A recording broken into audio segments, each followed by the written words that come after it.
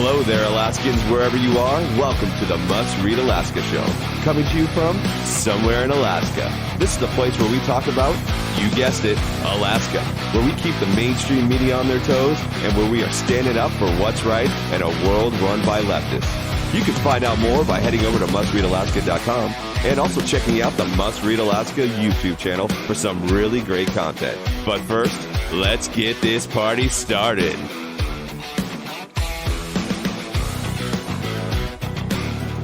Hey, thank you, Scott, and welcome aboard, everyone. This is the Must Read Alaska show coming to you from somewhere in Alaska where it's kind of happy hour, unless you are in the Mat-Su Valley, where it's been blowing all weekend and you are out without power. If you are one of the unfortunate ones out there, really thinking about everybody in the Mat-Su. Breaking news here, the governor has just declared a disaster in the Mat-Su, as well as in some other areas that have been affected by this really severe winter weather that we've had. And that includes Delta Junction, Delta Greeley area. And you all know that the Delta grocery store lost its roof. It collapsed a couple of days ago. That is the only grocery store in Delta Junction. And as well as Copper River, Fairbanks, North Star Borough, including Nana. They've had a huge ice storm, windstorm, snowstorms up there. Denali Borough road has been impassable, tons of snow. And then, of course, now in the Matanuska Valley, where people have lost their roofs, their power's out, their pipes are frozen. And, we had a couple of buildings that have collapsed and planes that have been tipped over.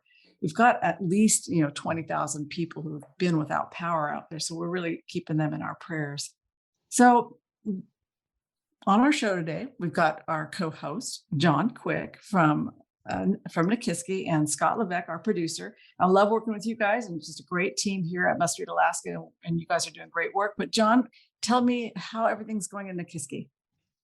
Well, Suzanne, thanks so much. John Quick here, live on location from Nikiski. We have had some weather, just like everybody else in Alaska, and we've, folks in Nikiski and around the Kenai Peninsula are kind of got that homesteader spirit. So we just kind of press through and turn on a generator and turn on some candles and light a fire in our stove and call it good. So we've been doing pretty well here. But one of the things that I'm excited about today is we have Senate President, Senator Peter Micciche, with us today for the show. And I'm very excited about that. He's my senator here on the Kenai Peninsula. And Senator, welcome to the Must Read Alaska show. Thank you very much for having me on today. I appreciate that. I just got to say, and John, you talked about it a little bit, the weather issue wasn't isolated to the valley, although it seems like it was a lot more extreme there. I have a couple of trees down. I've got one widowmaker in the yard that I need to take care of before I head off to Juneau. It's a dangerous leaner, probably a 95 footer. And we had a lot of power outages, but I think you're right on Alaskans kind of pulling together and handling just about everything that comes our way. But not sure we needed the 80-mile-an-hour gusts, and hopefully we've seen the end of that. Of course, a lot of friends stuck between here and California on flights. My understanding is they're well over 100-mile-an-hour headwinds that were very gusty, which delayed a lot of the flights back. So people are trying to get home from the holidays. Some folks never made it out for the holidays, and it's been pretty rough. So prayers to everybody that's kind of struggling with recovery. Yeah, amen to that. So how was your holiday season, Senator? Did you do anything fun with the family?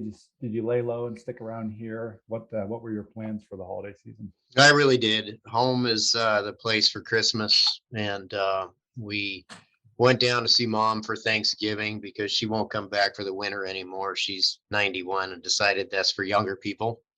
But we had a great holiday. I kind of shut off the phones unless there was an emergency, and we spent a lot of time snow machining and sledding, and weather was perfect, kind of a winter wonderland through Christmas. And two days later, it was very wet and icy, and you know what the weather looked like after that. We had 40-degree weather, but pretty perfect through the holidays. Just a delightful time. Lots of family here, and we celebrated the birth of our Lord in peace, and tried to stay off the phones as much as possible. So it was pretty delightful. Same thing with New Year's. We shut off a lot of fireworks mostly legally, and had a pretty good time out on a buddy's lake.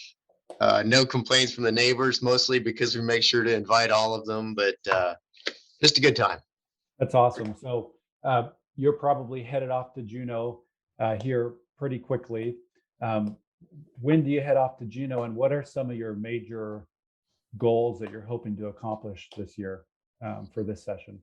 Yeah, that's a great question. I'm heading off. There's a couple of events around the 12th in Anchorage where I'm speaking or on a panel, and then I'll head off immediately after that. I like to get there early and greet folks as they show up and kind of talk to the individual senators in our majority and the minority about some of their goals and objectives for the year. But I think it's pretty clear where our priority needs to be, and that is a fiscal plan that solves the ad hoc PFD thing that most of our folks are dissatisfied with. I think we need to put our heads together and take those different groups of people and turn it into groups of 11 and 21 and support the governor's plan, majority of the governor's plan that I think can get us to a 50-50 PFD.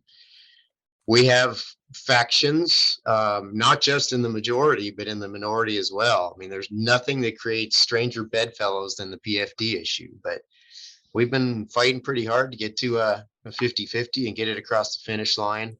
The different groups are the ones that are going to have to show a little bit of flexibility, whether there's revenue or we're able to land the cuts that we need, or we take a chance on this current uptick of revenue, which looks pretty good right now. We're in a lot better shape than we were last year, and I hope that brings people together to a solution. I hope it doesn't cause them to kick the can further down the road and feel like we've got a little bit of a buy because the price of oil is up and production's doing very well.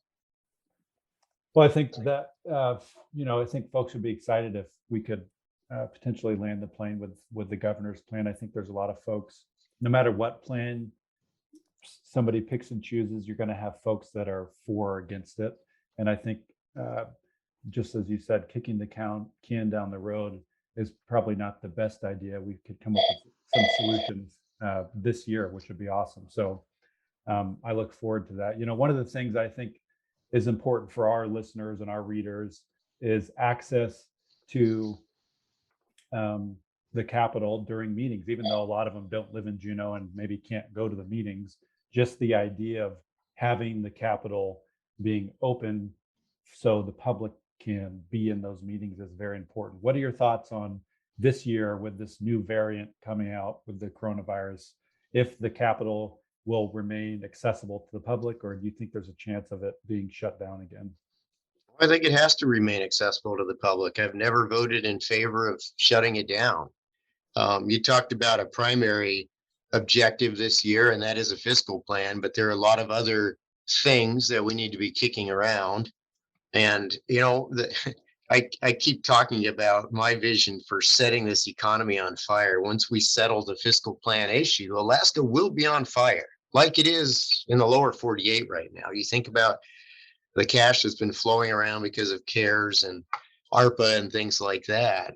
I'd like to see a lot more cranes and a lot more opportunity on our horizon. So that's the number one thing, but we need to work on medical freedom. We need to work on accessibility. I don't mind reasonable, obviously, none of us mind reasonable precautions when numbers are high, but shutting the public out of a place that's already in a remote location for most Alaskans is unacceptable. And I will tell you that it affected the outcome. Without having Alaskans in the building telling us how they feel, putting pressure on different legislators for getting something done, getting this fiscal plan across the finish line, I think the end result was not nearly as effective as it should have been. So I'm going to support it being open. If the numbers in Ledge Council, if you saw the last vote, I made it voluntary for testing. Well, it's at least there are records kept, if you will. It's the honor system. I'm trying my best to reduce those impacts, let people decide how they want to protect themselves, and business as usual is what's needed in the Capitol. Nice. I think I can resonate with that. I think that, just for myself, for example, I get frustrated when people talk about mandates. If somebody wants to wear a mask, great. If they don't want to wear a mask, great. If they want to get a vaccine, awesome. My parents got the vaccine.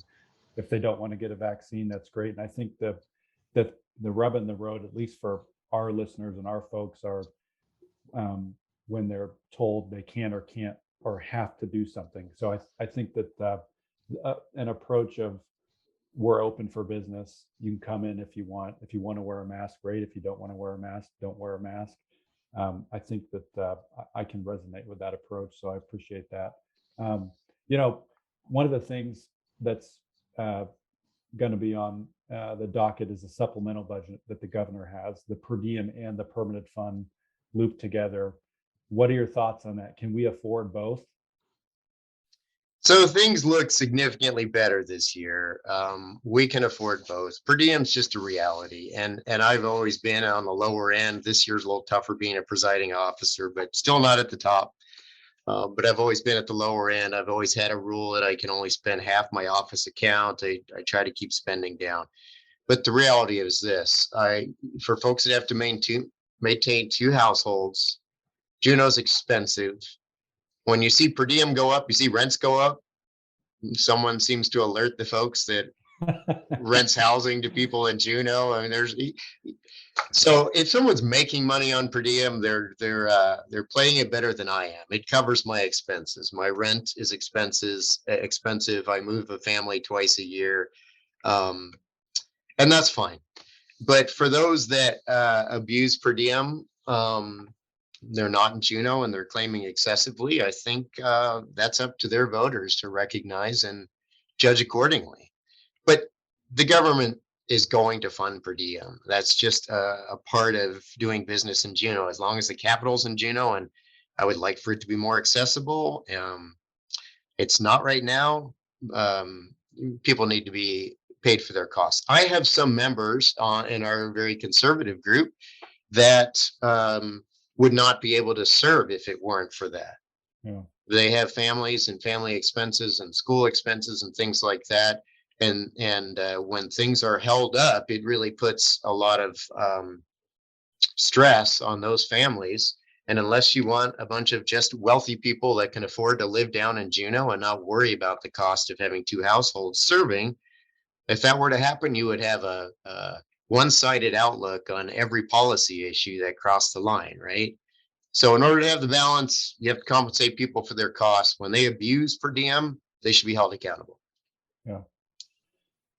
Well, that brings us to a topic about big money. The Federal CARES Act, the federal government dumped a lot of money, tons, billions and billions of dollars into these states. We're one of the states that got a significant amount of money.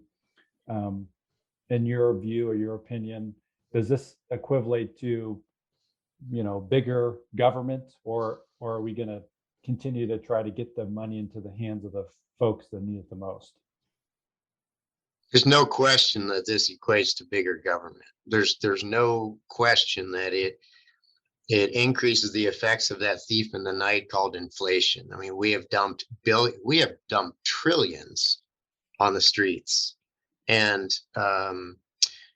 in Congress's rush to get money on the streets, I'm not sure the programs were well thought out on how that affects someone who was very heavily negatively impacted by COVID versus the typical guy on the street, right? I mean, I got to tell you, some checks showed up for my family that I think could have gone to better use.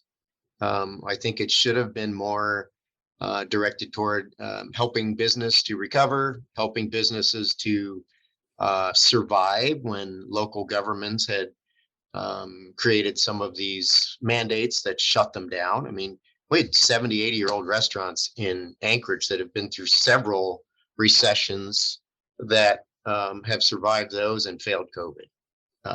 They even survived the '64 earthquake, but didn't make it through COVID. Absolutely. Right. So that tells you that there could have been more thought put into how that money was distributed. On the infrastructure bill, the jury's still out on what that's going to look like for Alaska. We definitely have needs. How do you balance the needs that came through CARES, ARPA, and the infrastructure bill with what our great grandchildren are going to be paying for those needs, right? Yeah. I mean, we seem to have some reins on the national federal deficit for years, and then suddenly, 6 trillion went away in no time whatsoever. We just added 1.75. That's likely over 2 more. Someone's going to pay for that, and it's going to start with us, and it's going to move on to our kids and then grandkids. So I'm always for a better balance that's based on need. And the need I always want to cover first is the need that is caused by the actions of government, right? I'm a conservative Republican. I don't want to hand out cash. I want people to earn their keep when they can. And when they can't, we're happy to help people make it that don't have a way to make it on their own. But handing out cash that's not based on some sort of direct effect from government, in my view, is irresponsibly spent. And we don't know where that money goes. And it's laced with improper distribution, often going to the wealthiest, often going to people that always survive in business, that do very well. So if you cut all of the packages into a third and you carefully distributed that money, you might have had the same effect. So I'm worried about the future impact on our federal costs, and that always trickles down to us. What people are paying for vehicles and what people are paying for rent, everything is affected when inflation is unprecedented on the increase. That's going to come back and nip us in the butt sooner or later. Already has. So the governor had a bond package last year that basically went nowhere.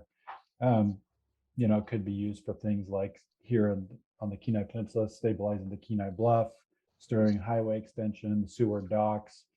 Is that something that you'd be in favor of? And do you think it has a chance in heck of passing through the legislature so the people can vote on it? So, John, you know me pretty well. I'm kind of a Dave Ramsey guy. And I don't believe in debt whenever debt can be avoided. We need to look at what's in the infrastructure bill and see if that covers us adequately. What I didn't support about the bond package last year is because most of those projects are already covered with a heavy federal match. That's not extra CARES ARPA infrastructure dollars. That's annual dollar stuff. So there were airports in there. That's a 95 and 5. There are a lot of road projects in there. That's a 90-10 match from the feds.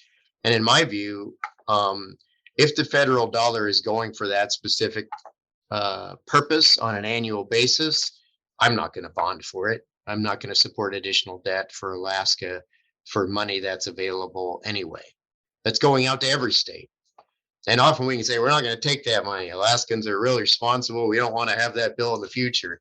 Well, I can guarantee you the other 49 states will split up what you don't use. So we have real needs. That's where our federal tax dollars go. You and I pay our federal tax dollars. They go to DC. They send some back in FHA and airport dollars. So it depends on the bond package. If it's specifically designed to move Alaska forward in places we haven't moved in a generation, right? We've not added any significant mining opportunities. We've not added any access to, our incredible natural resources where Alaska makes its money, thank God. I'm not sure that I would be supportive. If it's for a typical infrastructure improvement that is already covered by annual or the infrastructure bill, it's going to be tough for me to want to bond it. I think we can likely fit those projects into the money that's available through the program without offsetting the annual spend and making it look like we're reducing the budget by using one-time federal dollars to pay for those costs. So it's yet to be seen. I'm one legislator. I'm sorry. So I got a question for you, Senator. On the Cooper Landing bypass, I was just wondering where that's at. I know that every time I drive down to Kenai, it looks pretty exciting to see it come along. I mean, I was really excited to see that Pioneer Road get cut through there. I know it's wintertime, of course, but is that on track for this coming summer to keep moving? I know that they don't really plan to have it done until like 2026, 2027, but how's that going, do you think? I think there's a delay on one of the providers. Is that the Kiewit problem that you're referring to? Yes. And Yeah. I'm hesitant to, I'm still trying to find out the exact details of what's going on there to No, I'd love to know. make sure that there's some fairness for the contractor and that everything's above board. I have no doubt that it is, but I'd like somebody to sort of prove that to me, if you will. Yeah, me too. Yeah, because But Kiewit's like a heck of a good company. It's got such yeah, a storied reputation. They've done a lot of good work in the state, so it's just a little surprising. But yeah, yeah, something we I have got more my to eye learn. So on track, that's a relative term on a project that started with an EIS when I would still had my voice was still cracking with puberty. on. I'm 59. So I hope it's on track, but it may be delayed by as much as a year as they straighten out the contract issues. And if I have more to share on that, Suzanne, I certainly will do that. Yeah, well, maybe we'll talk to you later and do a story about that. Sure. So, Senator, what are your thoughts on our economy? Do you have high hopes for it? We have, here on the Kenai Peninsula, we have potential projects like Agrium, who I think is now called Nutrium, potentially starting back up again. I'm sure there's others around the state, but for a lot of years, we've kind of just been waiting and waiting for that next project. Do you see some hope on the horizon for the Alaska economy? I have nothing but hope for the Alaska economy. What's key is that we stop squabbling about the permanent fund dividend and solve that issue to the satisfaction of Alaskans and move on. Because as Alaskans, the way that we have banked $84 billion, it's because we're miners, loggers, fishermen, oilmen. We are a resource development state. We have nothing but opportunity. And I don't care what the Biden administration thinks about America producing for the world, but America will produce for the world. We do it better than anywhere else. And we are getting in our own way. We could line this state with jobs, good jobs, get people off of Medicaid and from depending on the state, get them out of an unhealthy lifestyle that are causing us to be number one on, all the social issues that we have. You know what makes social issues go away? A job. There's no question about that. And we're in our own way. We're squabbling about nonsense. We're a state sitting with $84 billion in the bank. We can afford to pay a fair PFD, a 50-50 PFD, and unleash the enormous potential of this infant state that has been stymied for years. We need to get people together to get excited about where Alaska's going. And I'm always hopeful about that. I'm always excited about that. There's no doubt in my mind that we can get the right people together that have a vision for where this state's going and we can make it happen. And we have to make it happen. So if you've traveled outside recently and you see the cranes on every horizon and things are booming, one of the reasons why people are afraid to invest in Alaska is we haven't solved our fiscal problems. They don't know that they're not next. But they create this great business plan based on some tax structure that they think they understand. And then we get weak and decide to tax the heck out of everybody out there that's making a living. Then suddenly their business plan doesn't work anymore. That margin moves to the negative. So we need to solve it, lay out the rules, and start opening this state to business. I've been here a long time, and I'll tell you, we have not seen an extremely exciting opportunity in a long time. The North Slope looks exciting. We need to continue to fight back on this federal administration that has some bizarre idea of where our energy is going to come from in the next generation, and let them know it can come from right here. Most responsible development on the planet. And I've been all over the world in oil and gas. We do it best here.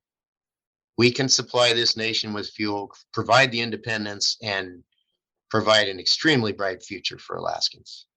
Well, guys, this has been a really great conversation. It could go on. We could go on for another half hour, but our show is just about up here. It has been an absolute pleasure to have you on the show today.